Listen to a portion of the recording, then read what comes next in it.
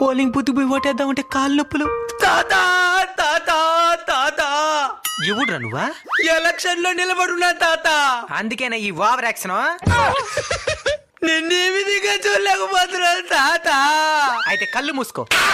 ఇది మన పంచి లేకూడదు. నిన్ను నా చేతులతో పోలింగ్ బూత్ ఎత్తుకొని పోతాను తాత. అయితే నీ పార్టీకి ఓటేయాలి. మరెత్తుకో.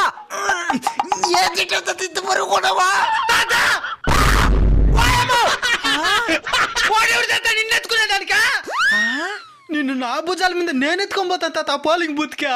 అయితే నీ పార్టీకి ఓటేయాలి. అయితే ఎత్తుకో. ముందు నేను మాట్లాడింది ఆల్రెడీ నేను ఎత్తుకునే